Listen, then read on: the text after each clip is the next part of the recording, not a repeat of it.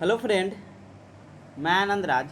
आप सबों के बीच देखिए, आज हम आपको बिहार यूनिवर्सिटी में जो आज एग्ज़ाम हुआ है बीआरबी मुजफ्फरपुर में, बीएड फर्स्ट ईयर का कोर्स वन का, उसका हम क्वेश्चन लेके आए हैं। देखिए, जो 26 तारीख को 26 अगस्त को जो एग्ज़ाम हुआ है कोर्स वन, जो चाइल्डहुड एंड ग्रोविंग अप है, उसका हम क्वेश्चन लेके आए हैं। देखिए, क्वेश्चन थोड़ा बहुत घुमा के पूछा हुआ है, समझे, लेकिन जो अति से पढ़े होंगे वो अच्छा लिख के आए होंगे। देखिए, आपका पहला क्वेश्चन हम बोले थे यूनिट वन में आपका बाल्यावस्था से क्वेश्चन आएगा। देखिए, मनोवैज्ञानिक का पूछा ही नहीं है, लेकिन पैटर्न फ्लो नहीं किया, इसका हम बताएंगे। यूनिट फाइव में आपका जो क्वेश्चन है वो कोर्स थ्री का पूछ दिया है, समझे। तो ये सब बताएंगे कैसे पैटर्न कर दिया है। देखिए, फिर भी आप लोग का अच्छा एग्जाम गया होगा। देखिए, पहला क्वेश्चन इसमें दिया गया है, बोले थे कि बाल्यावस्था से क्वेश्चन फिक्स आपका रहेगा कि चाइल्डहुड बाल्यावस्था जीवन का अनोखा काल है। इस कथन का स्पष्टीकरण दीजिए, इस काल की प्रमुख विशेषताओं का वर्णन कीजिए, समझे। पहला क्वेश्चन ये है, इसमें मनोवैज्ञानिक पूछता था आपका एरिक्सन पियाजे और आपका कोहलबर्ग तीन पढ़ना है, समझे। तो हर साल आपका एक पूछता ही था, इस बार नहीं पूछा है, पता नहीं क्यों नहीं पूछा है, समझे। दूसरा क्वेश्चन आपका है कि बाल्यावस्था में शिक्षा दिए जाते हैं समय किन बातों का ध्यान रखना चाहिए, समझे। ये भी आप लिख सकते हो, दोनों बाल्यावस्था से रिलेटेड ही क्वेश्चन आपका पूछ दिया है। यूनिट टू में आपका क्वेश्चन है, देखिए इसमें भी बोले थे कि किशोरावस्था से क्वेश्चन फिक्स आपका रहेगा। तो देखिए, इसमें क्वेश्चन है किशोरावस्था बड़े संघर्ष, तनाव, तूफान एवं विरोध की अवस्था है, स्टर्लिंग हॉल के इस कथन की विवेचना कीजिए, समझे।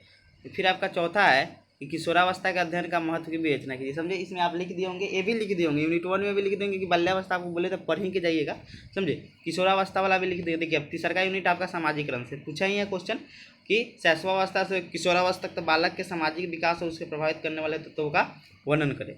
आपका पाँचवा हो गया। और छठा क्वेश्चन आपका है कि बालक के सामाजिकरण विकास को उसके विकास के अन्य पक्षों से पृथक नहीं माना जा सकता है, स्पष्ट। इसमें आप सामाजिकरण के बारे में लिख दीजिएगा, लिखे होंगे तो आपको अच्छा नंबर मिल गया होगा, समझे, मिल जाएगा। फिर आपका यूनिट फोर में देखिए, व्यक्तिगत विभिन्नता से बोले तो क्वेश्चन पढ़ के जाइएगा, व्यक्तिगत विभिन्नता से क्वेश्चन आता है।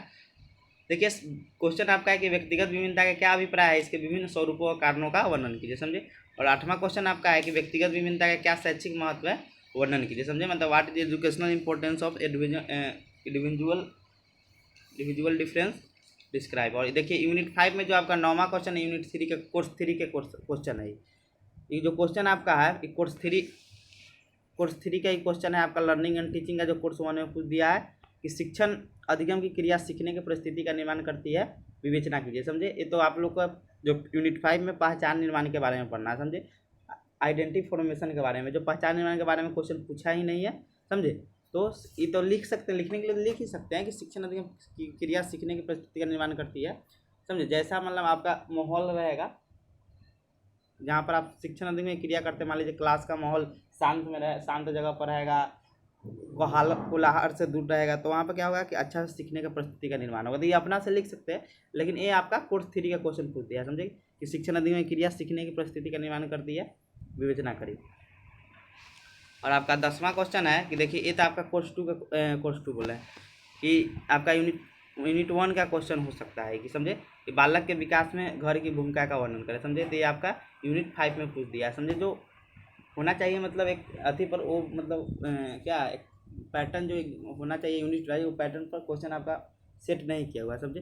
लेकिन ये भी आप लोग लिखिए देंगे कि बालक के विकास में घर की क्या भूमिका होती है, समझे। तो ये सब चीज़ है। तो आपका एग्जाम के पेज हम तो बोले थे कि पाँचों क्वेश्चन टच करके आइएगा, आपका बहुत अच्छा नंबर आएगा, समझे। तो आपका 4 यूनिट तो ठीक था, लेकिन 5वां यूनिट में ही क्वेश्चन आपका जो पूछना चाहिए, आप हर साल देखिए ना, प्रीवियस ईयर क्वेश्चन देखिए, उसमें आपको पहचान निर्माण हर साल आपको मिलेगा, समझे। इस बार मतलब पहचान निर्माण पूछा ही नहीं है, समझे। तो यही 5 क्वेश्चन कोर्स वन का आपका था, पूरा 10 क्वेश्चन था आपका यूनिट फाइव तक, समझे।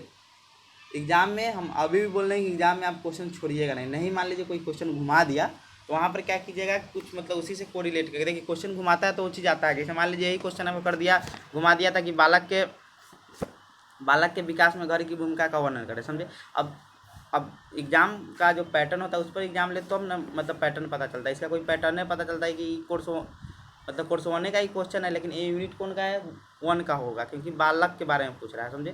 जो आपका चाइल्डहुड पहले का यूनिट में पढ़ना है, समझे। तो इसको आप लिख सकते हैं, मान लीजिए, तो उसको कोरिलेट करके आप लिख के आइएगा, क्वेश्चन को छोड़िएगा नहीं, समझे। ये चीज़ हमेशा याद रखिएगा, कोई भी पेपर में हो, समझे। और एक ये क्वेश्चन आपका जो क्वेश्चन है शिक्षण वाला, आप जानवे करते हैं, शिक्षण और लर्निंग एंड टीचिंग है, शिक्षण अधिगम, ये आपका आपका जो कोर्स 3 लर्निंग एंड टीचिंग है उसका क्वेश्चन इसमें पूछ दिया, समझे। तो इसमें तो पहचान निर्माण के बारे में पूछता है। तो यही था क्वेश्चन, आपका बता दिए। Thank you.